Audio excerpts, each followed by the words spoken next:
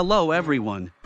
In this video today, we are going to talk about the risks involved in using hormone replacement therapy after menopause.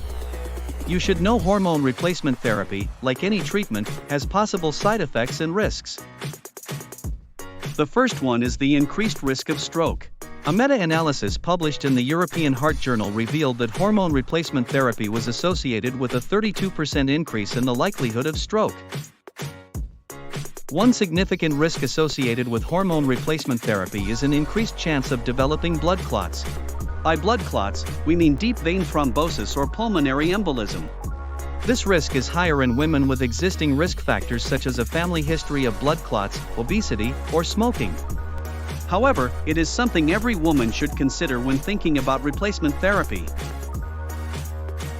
Another risk is a slightly increased chance of developing breast cancer, especially when replacement therapy combines estrogen and progesterone over long periods.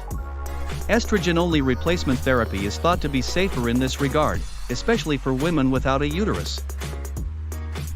For women with a uterus, taking estrogen alone without progesterone can increase the risk of uterine cancer. Progesterone is typically added to counterbalance this effect, as it helps reduce the risk. If you're on estrogen-only therapy, this is a serious risk factor to be aware of. While replacement therapy can improve mood for some, it can lead to mood changes or even increase the risk of depression in others. Women sensitive to hormonal changes, particularly those with a history of mood disorders, may experience fluctuating moods while on hormones. Follow eHealthy info to learn more about women's health.